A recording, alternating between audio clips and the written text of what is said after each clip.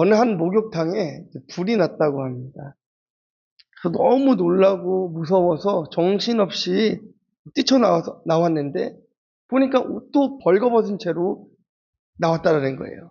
이 시뻘건 그 불길 앞에서는 살아야 된다는 생각밖에 없으니까 옷을 입었는지 벗었는지도 모르고 그냥 막 뛰쳐나온 거예요. 정신을 차리고 보니까 옷을 벗고 있잖아요. 도저히 발가벗고서는 서 있을 수가 없겠다라고 생각했답니다. 갓난아기 때는요, 자기가 입었는지 벗었는지도 잘 몰라요. 무조건 먹고, 그냥 울고, 싸고, 그래도 부끄러운 것도 모릅니다. 그런데 조금 자라나기 시작하면 옷을 입어야 됩니다. 저희 다윗이도 8살이 되면서부터 자꾸 학교 가기 전에 머리에 물을 묻히기 시작해요. 화장실에 들어가서 시간이 오래 걸리기 시작합니다. 거울을 보는 시간이 길어졌어요. 스스로를 보면서 만족하죠. 네. 이렇게 머리를 막 누르고 머리를 만져요. 우리가 옷을 입기는 입어야 되는데 어떤 옷을 입어야 할까요? 자기 몸에 맞는 옷을 입어야 합니다. 자기 몸에 맞는 옷. 입는 옷에 따라서 우리의 마음가짐도 달라지죠. 이 정장을 입으면 점잖은 또 몸가짐이 되어지고 작업복을 입게 되면 또 그거에 걸맞는 몸가짐을 갖게 되는 거예요. 또 나이에 맞는 옷을 입는 것도 중요한 것 같습니다. 얼마 전에 아주 화장을 진하게 하고 옷도 아주 민망할 정도로 좀 야하게 입은 두 여자가 저희 교회 앞을 이렇게 지나가는 거예요. 그래서 아이고 참 저렇게 입고 다니면은 좀 보기가 그렇네 생각을 하고 있었는데 저쪽에서 친구들인 것 같아요. 오랜만이야 하면서 막 뛰어와서 서로 인사를 합니다. 봤더니 중학생이에요. 중학생이에요. 자신의 걸맞는 옷, 나이에 걸맞는 옷, 내 몸에 맞는 옷을 입지 않았기 때문에 누가 보아도 그 모습은 아름다운 모습이 아니라 너무 과도한 모습으로 비춰졌다라는 것입니다. 하나님께서는 우리를 구원해 주시고 우리에게 알맞는 옷을 입혀 주셨습니다. 그러니까 이 옷을 잘 입고 있으면 그리스도인으로서 합당한 삶을 잘 살아갈 수가 있어요. 그러나 이 옷을 아무렇게나 입거나 입지 않으면 그리스도인의 그 이름에 걸맞지 않는 삶을 살아갈 수밖에 없게 되는 것입니다. 그래서 오늘 말씀을 통해서 우리가 그 그리스도인들이 입어야 하는 이 세 가지 옷이 무엇인지 함께 살펴보고 그 귀한 옷을 입기로 결단하는 시간이 되기를 주님의 이름으로 축원합니다. 자, 첫 번째는요. 사랑의 옷을 입어야 합니다. 본문 8절 말씀 함께 읽어보도록 하겠습니다. 피차 사랑의 빛 외에는 아무에게든지 아무 빛도 지지 말라. 남을 사랑하는 자는 율법을 다 이루었느니라. 이 세상 사람들도 다 아는 그 예수님의 유명한 말씀이 있죠. 원수를 사랑하라. 이거는 세상 사람들, 교회를 다니지 않는 사람들도 다 아는 말씀입니다. 그러니까 내가 죄인이라는 사실을 깨닫게 되면 모든 것이 사랑의 빛으로 다가오기 시작하는 거예요. 그러니까 내가 예수님을 만나고 나면은요, 내가 가진 모든 것이 다 빛입니다. 근데 오늘 본문은 사랑의 빛 외에는 아무에게든지 빛도 지지 말라라고 이야기하고 계십니다. 우리가 창세기에 보면 하나님께서도 이 모든 창조 사역을 다 마치신 이후에 인간에게 모든 것을 다스릴 권세를 주시죠. 그런데 한 가지, 이 선악을 알게 하는 나무의 실과는 절대로 먹지 말라고 합니다. 우리 창세기 2장 16절 17절 말씀 함께 보도록 하겠습니다. 여호와 하나님이 그 사람에게 명하여 이르시되 동상 각종 나무의 열매는 내가 임의로 먹되 선악을 알게 하는 나무의 열매는 먹지 말라. 내가 먹는 날에는 반드시 죽으리라 하시니라. 아멘. 조금 이상하지 않습니까? 모든 것을 다스릴 수 있게 해주셨으면 그만이지. 모든 것을 다 누릴 수 있게 해주셨으면 그만이지. 왜 선악과를 만들어서 그것만은 먹지 말아라라고 꼭 그렇게 말씀하셔야 됩니까? 선악과는 범죄의 도구입니까? 절대로 그렇지 않습니다. 사실 이 선악과는요, 사랑의 나무지요. 사랑의 나무. 그 나무를 바라보면서 창조주를 경외하고 경배할 수 있습니다. 또 그 나무를 바라보면서 이 땅을 아름답게 창조해 주신 그 하나님의 사랑을 느낄 수가 있어요. 그런데 아담과 하와가 어떻게 했습니까? 그 선악과를 결국 먹어버렸어요. 하나님과의 약속을 뒤로 하고 선악과를 먹어버렸습니다. 그리고 나서 그 열매를 먹고 나니 그들이 어떻게 되었습니까? 창세기 3장 7절입니다. 눈이 밝아져 자기들이 벗은 줄 알고 부끄러워서 무화과 나무 잎을 엮어 치마로 만들었다라는 거예요. 그러니까 그들이 입은 옷은 부끄러움을 감추기 위한 무화과 옷이었습니다. 치마였습니다. 그런데 하나님께서는 그들이 그런 옷을 입기를 원하지 않으셨어요. 부끄러움을 가리기 위한 옷을 원하시지 않았어요. 단지 인간이, 하나님께서 창조하신 그 인간이 부끄러움을 가리기 위하여서 그 치마를 입는 것을 하나님께서는 마음 아파하셨단 말이에요. 여전히 범죄한 인간이지만 하나님의 사랑하는 자녀들이기 때문에 그들에게 다른 옷을 입혀주시기로 하나님께서 계획하시고 작정하십니다. 그리고 창세기 3장 21절 말씀을 보면 가죽옷을 지어 입히십니다. 그러니까 여기서 하나님께서 입혀주신 그 가죽옷은요, 히브리어로 케토네트라고 얘기를 합니다. 무릎까지 내려오는 긴 옷이라는 뜻인데요. 이게 또 출애굽기에서 보면은 제사장들이 직분을 행할 때 입는 옷과 같은 단어로 사용이 됩니다. 출애굽기 28장 4절 한 번만 더 보겠습니다. 그들이 지을 옷은 이러하니 곧 흉패와 애복과 겉옷과 반포 속옷과 관과 띠라. 그들이 내 형 아론과 그 아들들을 위하여 거룩한 옷을 지어 아론이 내게 제사장 직분을 행하게 하라. 아멘. 출애굽기에서 제사장의 옷을 지을 때도 이 케토네트를 지어 입게 합니다. 그 긴 옷이 무엇이길래 이 아담과 하와에게 하나님께서 그 옷을 입히셨다는 것일까요? 케토네트는요, 왕족 혹은 왕의 자녀들이 입는 옷입니다. 말하자면 아담과 하와가 범죄하였지만 여전히 하나님의 자녀라는 거예요. 하나님의 백성이라는 것입니다. 그 가죽 옷에는 하나님의 사랑이 담겨져 있었다는 거예요. 그 빚을 우리가 졌다는 것이. 이해하시겠습니까? 우리는 죽어야 돼요. 우리가 하나님과의 약속을 어겼기 때문에 인간은 죽어 마땅하고 그냥 죽어야 하는 것이고 지옥에 가야 되는 존재이지만 그리스도의 사랑과 하나님의 놀라운 계획 가운데 자기 백성을 선택하여 주시고 우리를 천국으로 이끌어 가시는 그 사랑의 빛, 그것을 우리가 다 지고 있다는 것입니다. 그리고 우리는 그 사랑의 옷을 입어야 된다는 것이에요. 저 또한 하나님께 이 사랑의 빛을 지고 가죽 옷을 입은 하나님의 자녀로서 그 빛을 말씀을 통해 갚고 있는 중인 것이죠. 우리 성도님들에게 제가 돈을 드릴 수 있겠습니까? 멋진 아파트를 사드릴 수 있겠습니까? 그렇다고 교회 형편이 막 넉넉해서 막 복지로, 물질로 막 이럴 수 있는 건 아니잖아요. 그러나 그것보다 더 소중한 옷이 있다라는 것, 더 값진 옷이 있다라는 것을 알려드리고 싶은 거예요. 그것이 바로 사랑의 옷입니다. 이 톨스토이가 그의 작품 사람은 무엇으로 사는가라는 그 작품에서 이렇게 얘기를 해요. 사랑이 있기 때문에 산다라고 해요. 인간은 사랑이 있기 때문에 산다라고 말합니다. 딱 맞는 말인 것 같아요. 우리가 오늘을 살아갈 수 있는 것은 하나님의 사랑이 있기 때문이라는 것입니다. 죽을 것 같이 힘들어도 사랑의 옷을 입고 있으면 살아날 수 있습니다. 죽도록 미워하는 사람이 있어도 우리가 사랑의 옷을 입고 있으면 용서할 수가 있습니다. 숨을 쉴 수 없을 것만 같고 사방이 막혀 있는 것만 같아도 하나님의 사랑의 옷을 우리가 입고 있기만 하면 곁을 받을 수 있는 거예요. 어둠 가운데서 한 줄기 빛과 같은 하나님의 음성을 들을 수 있다는 것입니다. 그런 예화가 있지 않습니까? 이 사막을 지나가던 한 경비행기가 폭풍을 만나서 추락을 합니다. 사람들이 많이 죽었어요. 그 비행기 타고 있던 한 아버지가 아들이 죽지 않았을 것을 믿고 하나님 앞에 기도하고 전단지를 만들어요. 너를 사랑한다. 너를 사랑한다.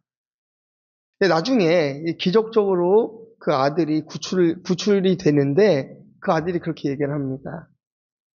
자신이 너무나 힘들고 너무너무나 죽고 싶었던 순간은 사실은 떨어져서 뭐 다친 몸 때문이 아니라 주변에 사람이 아무도 없잖아요.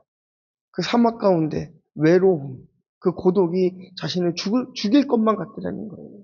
그때 아버지가 쓰신 그 전단지를 우연찮게 보게 되고, 네, 너를 사랑한다라고 고백하는 그 아버지의 사랑을 입고 살아났다라는 것입니다.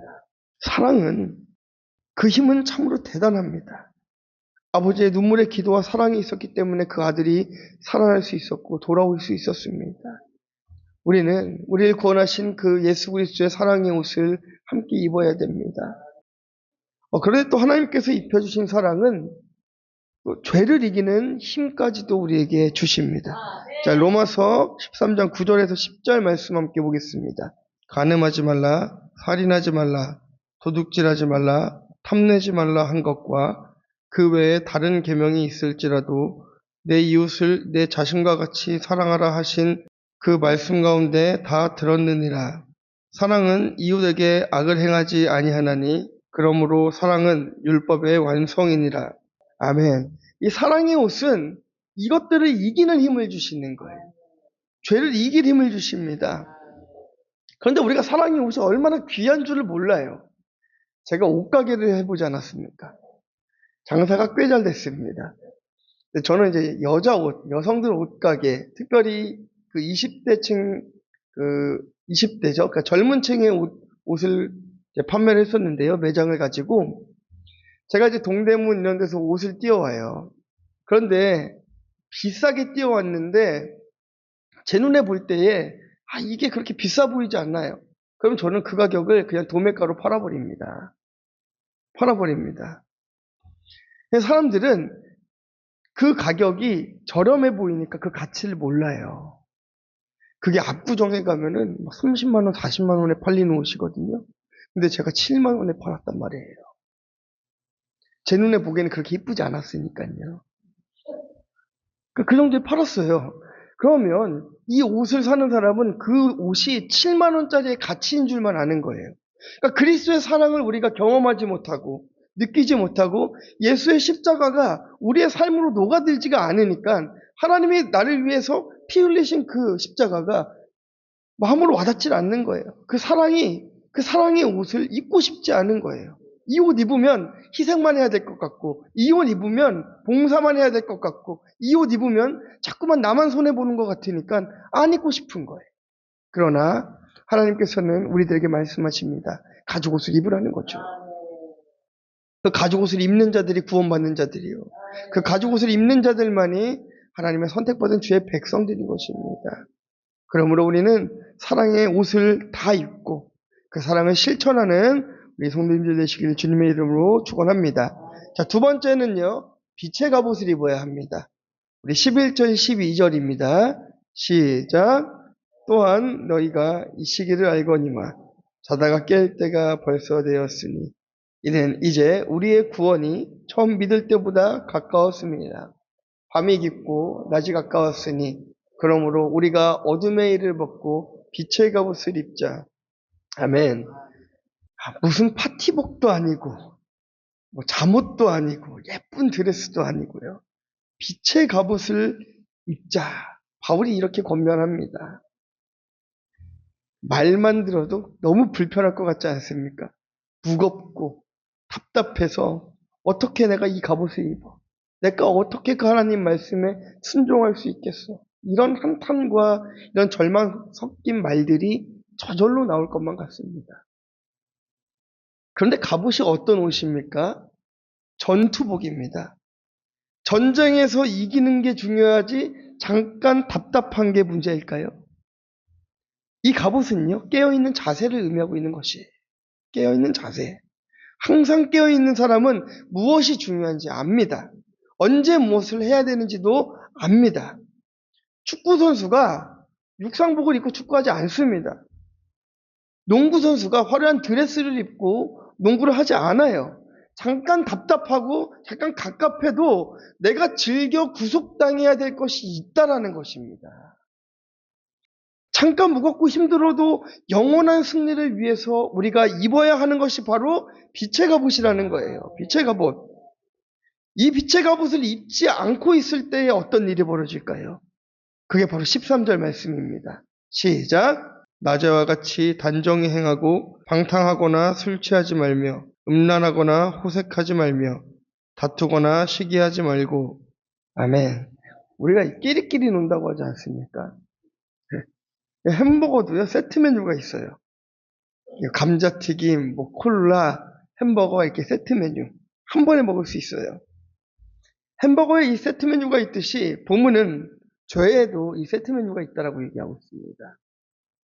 뭡니까? 방탕과 술이 한 세트예요. 뗄 수 없는 관계입니다. 음란과 호색 한 세트이죠. 다툼과 시기. 이게 지금 같이 붙어 다니는 거예요. 이런 방탕의 잠, 음란의 잠, 시기의 잠, 여기서 이제 깨어나야 된다는 것입니다. 예전에 그 뉴스위크에 그 포르노 중독과 싸우는 성직자들이라는 그 기사가 실린 적이 있습니다. 2000년도 한 그 기독교 잡지의 조사에 의하면 여기 성직자로 얘기하면 이제 목사님들을 포함한 각 어떤 뭐 종교인들을 이야기하겠죠. 약 40% 정도가 음란 사이트를 방문한 적이 있다라는 그 설문조사가 있었어요. 사람들에게 이렇게 둘러싸이면서 살아가는 직업임에도 불구하고 외로움을 느끼고 친밀함을 갈망해서 그런 사이트에 들어갔다는 것이에요. 성직자도 인간이고 성적인 욕구가 있습니다. 그런데 그 성직자라는 이유로 잘 드러내지 못하니까 그런 비밀스러운 방법으로 해소를 하고 있던 거예요. 낮에는 단정히 행할 수 있지만 밤에 혼자 있는 시간에는 깨어있기가 그만큼 어렵다는 것입니다. 혼자 있을 때에도 하나님께서 보고 계신다는 것을 안다면 우리는 단정히 행할 수가 있습니다. 그런데 꼭 이렇게 말씀을 드리면 제가 사역자들의 치부를 드리기 위해 드리는 말씀이 아닙니다. 그렇게 말씀과 씨름하고 기도하고 날마다 예배하는 목사님들도 이렇게 죄에 노출되며 살아가는데 우리들은 다른 게 없다라는 거예요. 아닙니까? 조금 전 제가 소개해드린 이 뉴스의 내용은요, 빛의 갑옷을 입지 않는다고 한다면 우리가 그 기사의 주인공이 될 수 있어요. 이것을 우리가 인지해야 된다는 거예요. 남의 일이 아닙니다. 저 사람은 어떻게 도둑질할 수 있어? 저 사람 어떻게 살인할 수 있어? 저 사람 어떻게 저런 죄를 지을 수 있어? 우리가 빛의 갑옷을 입지 않고 사랑의 옷을 입지 않고 있으면 그 주인공이 내가 될 수 있음을 우리가 알아야 된다는 거예요. 하나님께서 우리를 지켜주고 계시고 하나님께서 사랑으로 빛으로 갑옷으로 우리를 보호하고 계시니까 우리가 안전한 것이고 죄로부터 멀어지는 것이지요. 성령께서 우리의 마음에서 떠나보세요. 그냥 죄 지으면서 살아갑니다. 그래서 내가 예수 믿는다라고 하면서 죄의식 없이 살아가는 사람들을 보시면 예수 안 믿는다라고 생각하시면 돼요. 저를 안 믿는 분이라고 생각합니다. 실수할 수 있고 죄 지을 수 있지만 내가 죄인임을 고백하는 사람들은 저를 믿는 자라고 생각해요. 도둑질했어도 내가 주님 앞에 잘못했습니다라고 말하는 사람은 믿는 자라고 생각해요. 그러나 자신이 도적질하고도 내가 예수 믿는다라고 하면서도 이건 죄가 아닙니다라고 얘기하면 그건 믿음이 없는 자인 것이죠. 그러나 여러분, 누가 손가락질 할 수 있겠습니까? 우리는 모두 죄인이기 때문에 그 누구도 손가락질할 자격이 없어요. 다만 사랑의 옷을 입고 서로를 이해하고 용서하고 빛의 갑옷을 입고 죄와 치열하게 싸우며 살아가야 되는 것이에요. 다이안 제닝스의 자수성가한 여자들이라는 그 책을 보면은요, 성공한 여성들의 상당수가 옷에 신경을 좀 쓰는데 남의 눈치를 보는 옷을 입지 않는다고 합니다. 그러니까 남에게 잘 보이기 위해서 옷을 입는 것이 아니라 자기가 일하기 가장 편한 옷을 입는다고 합니다. 그들이 그렇게 할 수 있는 이유가 무엇이겠습니까? 자신 있잖아요. 그 성공한 그 CEO들 앞에 오는 사람들은 다 자기보다 아래에 있는 사람들이에요. 그러니까 본인이 어떤 옷을 입고 왔던지 간에 그 사람들은 자신을 존중해 줄 수밖에 없는 사람들인 것이죠. 그러니까 예수 믿는 사람들이 그런 사람들이라는 거예요. 우리가 뭐 망나니처럼 살아가든 뭐 세상에서 어떻게 살아가든 삶이 무너져 있든 우리의 신분은 왕의 자녀라는 것입니다. 빛의 자녀라는 것입니다. 사랑의 빛을 지은 하나님의 사람이라는 것입니다. 빛의 갑옷을 입은 그리스도인들은 보이는 것으로 판단하지 않습니다. 늘 선한 것을 분별하고 죄의 유혹으로부터 멀어지는 자들이 바로 빛의 갑옷을 입은 성도들이라는 것을 기억하시기를 주님의 이름으로 축원합니다. 자, 마지막 세 번째는요. 그리스도의 옷, 예수 그리스도의 옷을 입어야 합니다. 우리 14절 말씀입니다. 시작. 예수 그리스도로 옷 입고 육신의 일을 도모하지 말라. 그러니까 예수 그리스도의 옷을 입는다라는 것은 말씀으로 거룩해지는 것을 이야기하고 있는 것이에요. 디모데전서 4장 4절에서 5절 말씀을 보시면은요, 하나님께서 지으신 모든 것이 선함에 감사함으로 받으면 버릴 것이 없다라고 이야기하십니다. 자, 그러면서 하나님의 말씀과 기도로 거룩하여진다라고 이야기하고 있어요. 그런데 사실 현실을 바라보면 내 상황들을 생각하면 감사한 일이 별로 없는 것 같습니다. 그렇죠? 감사한 일들이 많으십니까? 힘든 일이 많으십니까? 내 뜻대로 되는 일들이 더 많으십니까? 내 뜻대로 안 되는 일들이 더 많으십니까? 네. 5년밖에 살지 않은 저희 딸도 안 되는 게 더 많습니다. 그 젤리 하나 먹고 싶어도 아빠가 못 먹게 하고요. 그 맛있는 아이스크림 하나 먹고 싶어도 못 먹게 합니다. 이빨이 썩으니까, 아프니까, 감기가 걸렸으니까 대신에 뭘 먹여야 돼요? 아프면 약을 먹이죠. 먹기 싫은 약을 먹여야 됩니다. 그 약이 감사할까요, 어린아이가? 감사하지 않은 거예요. 약은 쓰니까요. 그런데 이거를 먹이는 아빠는 알아요. 이거를 먹어야만 나을 수 있다는 것을. 그것을 아는 것입니다. 그리스도의 옷을 입고 살아간다는 것은 범사에 감사하는 삶을 살아가는 것이, 그 감사가 우리 안에 스며들어야 작은 것 하나에도 감사할 수 있는 것입니다. 예수 그리스도의 옷을 입고 산다는 것이 참 쉽지가 않습니다. 감내해야 될 것이 너무나 많아요. 남들은 토요일이 되고 주일이 되면 여행을 다니기에 급급합니다. 좋은 곳에 놀러 가야 되는 것이죠. 우리는 주일이 되면 교회 와서 예배를 드려야 돼요. 남들은 편법을 사용해서라도 부자가 되기를 즐겨하는데 우리는 정직하게 살면서 가난을 또 감수해야 됩니다. 또 어떻습니까? 다른 사람들은 자신이 번 돈을 그냥 다 쓰면 돼요. 그런데 우리는 주님 앞에 감사의 예물도 드려야 돼요. 십의 예물도 드려요. 건축 예물도 드려요. 네, 이것도 드리고 뭐도 드려요.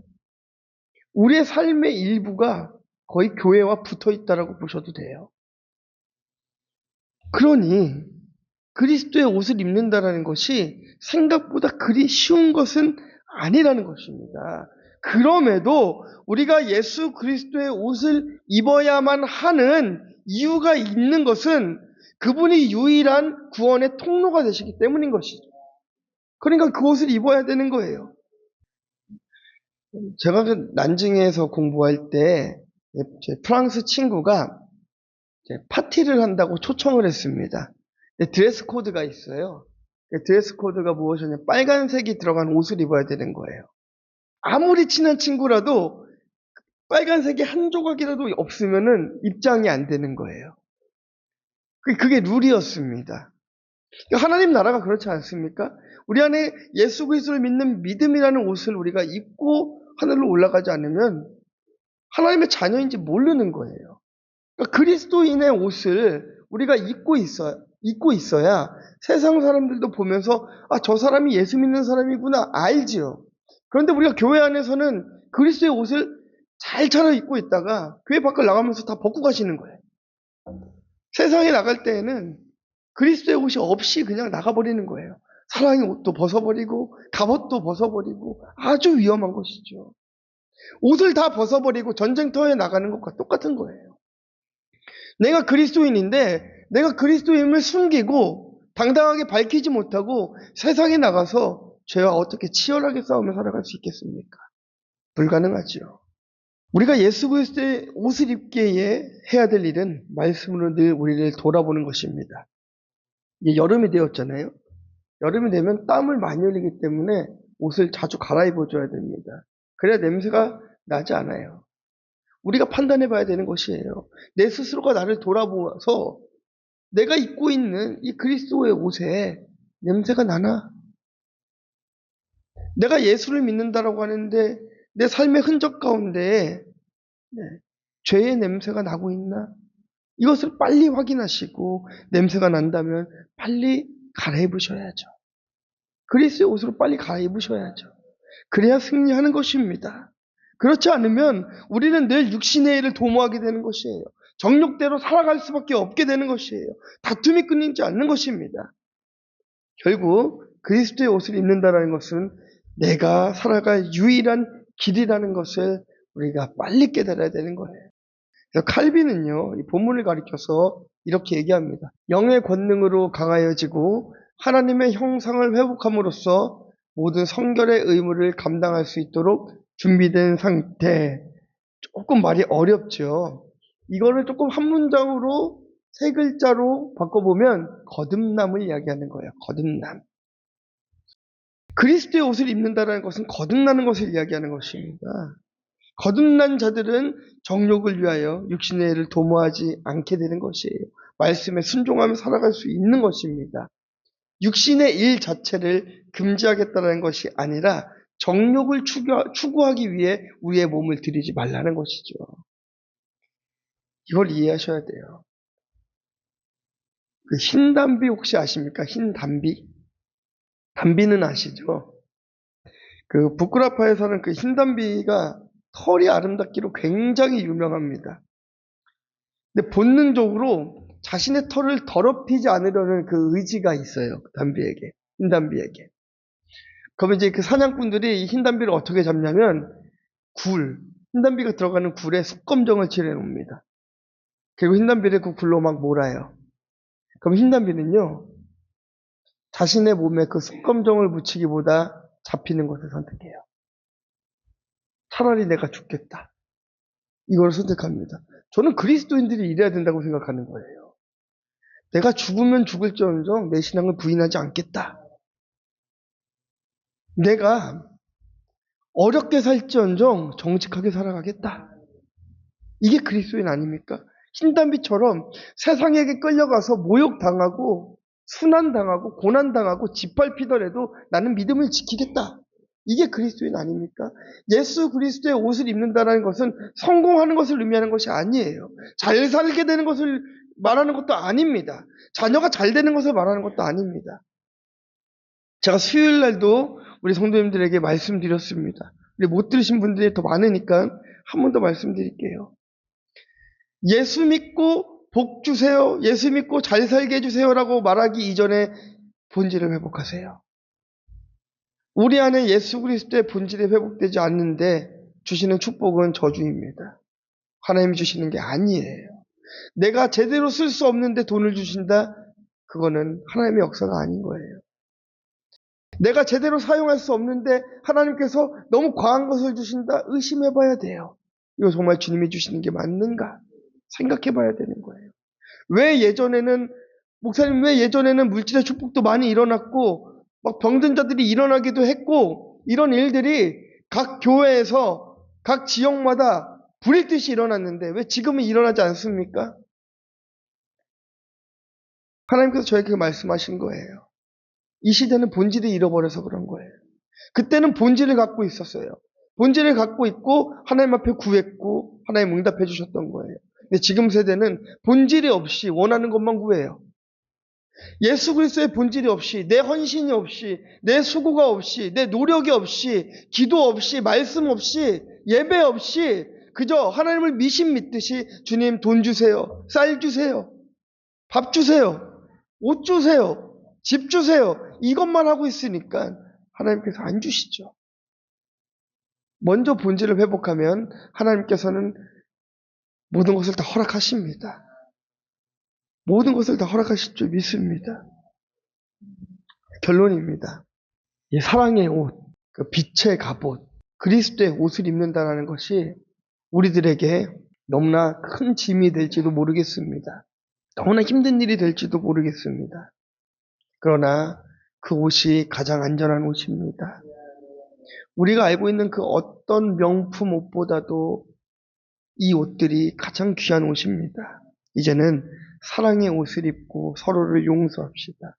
빛의 갑옷을 입고 죄로부터 멀어집시다.